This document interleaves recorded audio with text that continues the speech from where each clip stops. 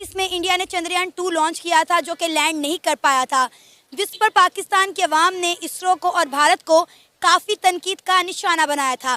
चंद्रयान 3 के successful launch पर पाकिस्तानी अवाम का क्या रद्द-ए-अमल है? सारे जहां से अच्छा हिंदुस्तां हमारा।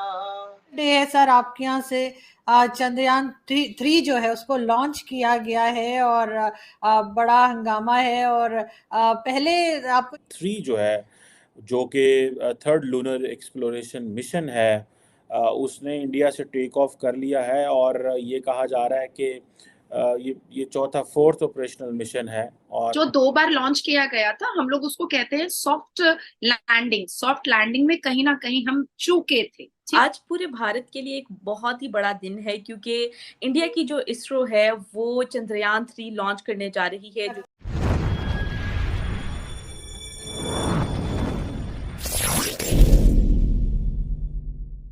है आपसे बात करके और आज तो बड़ा स्पेशल डे है सर आपके यहाँ से चंद्रयान थ्री जो है उसको लॉन्च किया गया है और बड़ा हंगामा है और पहले आपको याद होगा कुछ टाइम पहले भी एक कोशिश की गई थी और नहीं हो पाया था। तो उस वक्त बड़ा अफसोस हुआ था मुझे भी, यानी उस वक्त मैं देख रही थी कि मोदी जी गए थे मिलने के लिए और सारी टीम से और वो लोग जो थे वो मतलब रो रहे थे, उनमें से अक्सर जो जो थे वो जो आपके साइंटिस्ट थे वो रो रहे थे। और and I am a person जो मूवी देख के भी रोने लगती है ना, जो मूवीज में सीन आते तो मैं टिश्यू लेके कोई ऐसी मूवी होती है तो देखती हूँ तो मुझे भी बड़ा रोना आया था। एंड आई होप कि इस बार ये बहुत सक्सेसफुल रहे और जाहिर है कि अगर एशिया में किसी भी कंट्री से, वैसे तो पूरी दुनिया से, लेकिन एशिया में स्पेशली कोई कंट्री इस किस्म का अगर एडवेंचर करने जाती है या इस किस्म का अगर काम करती है तो उस पर यकीनन तमाम इस साइड पे जितनी भी कंट्रीज हैं सबको ही उसके ऊपर प्राउड फील करना चाहिए। सर क्या कहेंगे आप? सबसे पहले तो जो पाकिस्तानी अगर देख रहे हैं मुझे, इन केस अगर देख रहे हैं, डाउटफुल के वो मुझे देख रहे हैं, तो सर उनके लिए सर चंद्रयान का मतलब भी बता दिएगा जैसे आप मुझे शो से पहले बता रहे थे। और कितना इम्पोर्टेंट है ये, मैंने भी सुना है 40 to 45 डेज लगेंगे उसको पहुंचने में, तो किस तरह देख रहे हैं आप इसको?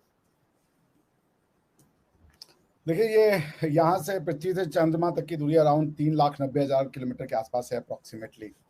और सबसे पहले चंद्र माने चंद्रमा, यान माने व्हीकल, जिसके थ्रू वो चूंकि एक एक एक, एक क्या कह लेंगे, गाड़ी है जो कि आपको ले जा रही है चंद्रमा के पास, तो उसका संस्कृत में नाम हो गया चंद्रयान। उसी तरीके से इससे पहले हमारा मिशन था, उसका नाम था गगनयान। गगन यानी कि स्काई, यान माने अगेन गाड़ी। तो गगन में ले जाने वाली गाड़ी जो है, यानी आकाश में ले जाने वाली गाड़ी का नाम गगनयान, संस्कृत वर्ड है ये। देखिए, इसका सिग्निफिकेंस समझना पड़ेगा। अगर आप अर्थ और मून का रिलेशनशिप देखें ना, क्योंकि आपको पता है कि जो समुद्र में ज्वार भाटा या टाइड एंड वो जो टाइड्स आते हैं, एब एंड फ्लो, वो मून की वजह से आते हैं। क्योंकि जो ग्रेविटी है वो जब मून करीब आ जाता है, उस एरिया को दबाता है, तो पानी जो है वो पृथ्वी से बाहर जाने की कोशिश करता है। मतलब जो अर्थ का सरफेस उससे बाहर निकल के स्पेस में जाने की कोशिश करता है, उसी को आप एब कहती है। तो अर्थ एंड मून जो है ना, एक रिलेशनशिप में है। मून जो है अर्थ के चारों ओर ग्रेविटी के कारण रोटेट कर रहा है। और जो सबसे खास बात है कि मून और अर्थ में जो है, अर्थ का चूंकि रोटेशनल मूवमेंट नहीं है, तो वो एक ही साइड रोटेट करता है हमेशा। मतलब जो अर्थ का जो साइड मून पे दिख रहा है वही हमेशा रहता है। 41% ऑफ द जो मून है वो अर्थ के उस साइड में, जो दिखता ही नहीं है कभी हम लोगों को। हम लोग चांद का बस एक ही भाग देखते हैं, वो चूंकि रोटेट नहीं कर रहा है, सिर्फ रिवॉल्व कर रहा है, तो हमें एक साइड ऑफ अर्थ कभी नहीं, एक साइड ऑफ मून कभी नहीं दिखता। तो उस वजह से हमारी जो कोशिश है कि हम डार्क वाले में हिस्से में जा करके और वहां प्रोब करें, क्योंकि वहां पे सनलाइट आज तक नहीं पड़ा, आप समझिए जैसा। तो ये जो हमारा प्रयास है कि नॉर्थ साउथ पोल में जाकर के हम एक सॉफ्ट लैंडिंग करें, उसमें जाकर के फिर हम ये प्रूव करें कि जहां पे वो चंद्रमा का हिस्सा जहां पे सूर्य की रोशनी नहीं पड़ी है आज तक, बिकॉज अर्थ उसको ब्लॉक कर देता है, तो वो क्या है वहां पे स्थिति, क्या वहां पे पानी है वहां पे, और दूसरे ऐसे लाइफ सपोर्टिंग गैसेज है जिनको यूज करके हम पानी बना सकें या इस टाइप का कुछ कर सके। तो ये एक उसकी दिशा में एक एक्सरसाइज है। It is in that direction. दूसरी चीज ये है कि देखिए, साइंस एंड टेक्नोलॉजी दोनों को इसमें आपको समझना पड़ेगा। साइंस कि हम कैलकुलेट कर सकते हैं कि चंद्रमा का मूवमेंट क्या है, कि चंद्रमा है कहाँ, चंद्रमा है क्या, ये तो साइंस हो गया। टेक्नोलॉजी की क्या हमारे पास वो एबिलिटी है कि हमें चांद तक पहुंचा दे, क्या हमारे पास वो एबिलिटी है कि हम चांद पे लैंड कर सकें, ये टेक्नोलॉजिकल फीट है। तो this is a test for India science as well as technology. तो ये मिशन का मेन ऑब्जेक्टिव जो है वो चंद्रमा के साउथ पोल पे सॉफ्ट लैंडिंग कराना है, क्योंकि इसमें रोवर जो है प्रज्ञान और विक्रम, दो इसमें एक जो लैंडर और रोवर है, मतलब लैंडर के अंदर रोवर रहता है, जब वो सॉफ्ट लैंडिंग कर जाता है फिर लैंडर खुलता है, उसके अंदर से रोवर निकलता है और वो जाकर के कुछ इलाके में वो प्रोब करेगा। तो आपको ये पता होगा कि अर्थ का जो वन डे होता है वो मून का 14 डे के इक्विवेलेंट होता है। तो सॉरी, मून का जो 14 दिन होता है वो मतलब अर्थ का जो 14 दिन है मून के वन डे के बराबर होता है।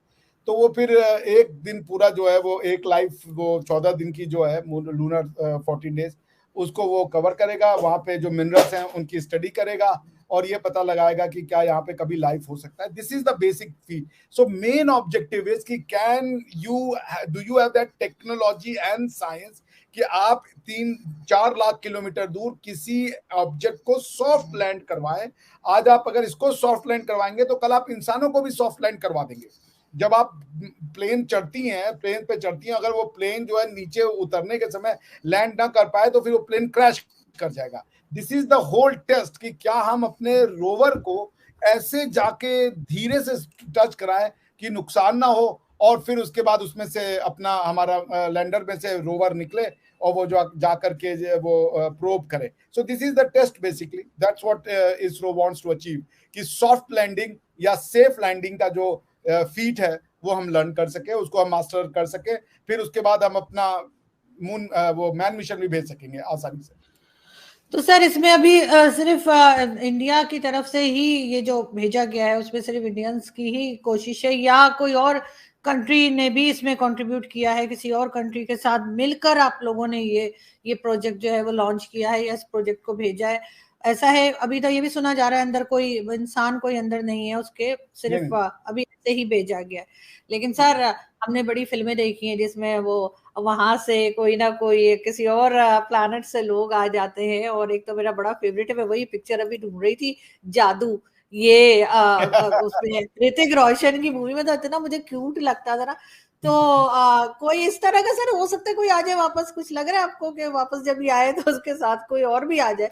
लेकिन सर क्या उसमें जैसे आपने कहा लाइफ भी चेक की जा रही है कि वहां कोई लाइफ है या हो कुछ आने सकती का है? नहीं है, क्योंकि ये वन टाइम स्पेस क्राफ्ट है, दो तरह के हैं।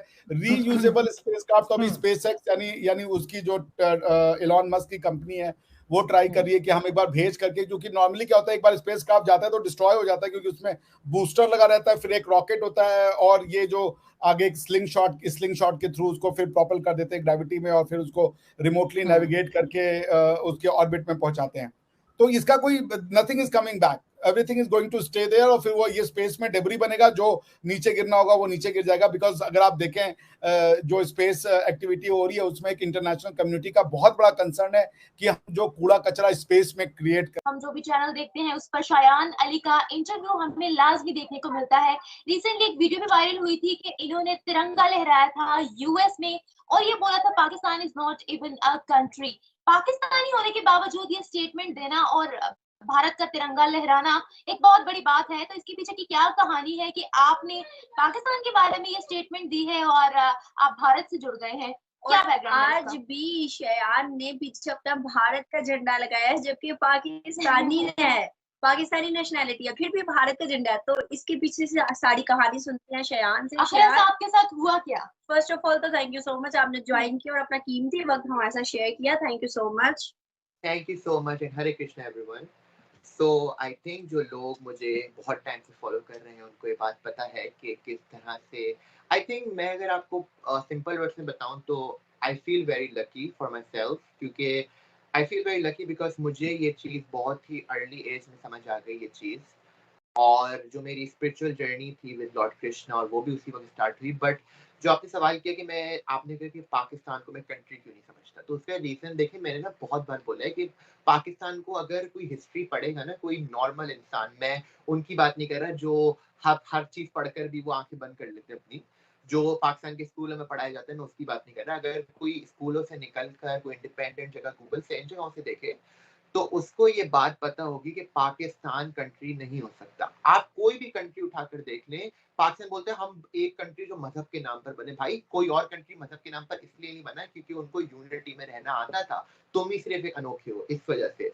और ये बोलते हैं कि जी हम मजहब के नाम पर बने हैं, हम ये हैं, हम वो हैं। तुमने पूरा कल्चर जो है वो इंडिया से उठाया, फिर अपना बोल दिया कि जी हमारा एक नया कंट्री है। जब आपको अपना एक नया कंट्री बनाना था, तो आप जी अपनी लैंग्वेज अपनी लाते, अपना जो है आप अपने जो है वो कपड़े लाते, हर चीज अपनी लाते, लेकिन आपने पूरा कल्चर उठाकर जो है वो इंडिया से डाल दिया। जब मैंने ये बात बोली, फिर मुझे बहुत क्रिटिसिज्म मिला पाकिस्तान से, और ये चीज क्योंकि देखिए, जब जिनको पता है जो म्यूजिक वीडियो थी एक पाकिस्तान में कश्मीर हूँ मैं के नाम से जो मैंने मना की थी, जिसके बाद से ये पूरा जो है वो इतनी सब चीजें स्टार्ट हुई। तो देखिए, मैं उस वक्त भी उस तरह का इंसान था कि मैं जब देखता था कि कोई चीज गलत हो रही है तो मैं उस पर चुप नहीं बैठ सकता था। जब मुझे ऑफर हुई थी तो मैंने जब मुझे ऑफर की थी पाकिस्तान आईएसआई के, मोहम्मद रमीज उनका नाम था, मैं पहले भी बता चुका हूँ। उन्होंने, जब मैंने उनसे बात बोली थी कि देखें अगर कश्मीर में एक्चुअली चीज हो रहा है जो आप एज एन एक्टर मुझसे पोर्ट्रे करवाना चाह रहे हैं, अगर वो चीज एक्चुअली हो रही है तो आप कश्मीर के एक्चुअल लोगों को ले, आप मुझे क्यों ले रहे हैं उसके अंदर। तो उसके बाद से उन्होंने कोई रिस्पॉन्स नहीं आया, क्योंकि और फिर उन्होंने जो है मेरे ऊपर अलग अलग तरह की एफआईआर कटवा दी कि जी शयान तो रॉ एजेंट है, शयान ने कश्मीर पर वो करने के लिए मना कर दिया। फिर 2-3 महीने बाद एक किसी नए इंसान ने कोई नई एफआईआर कटवा दी कि जी शयान की तो ब्लॉन्ड हेयर है, तो ये तो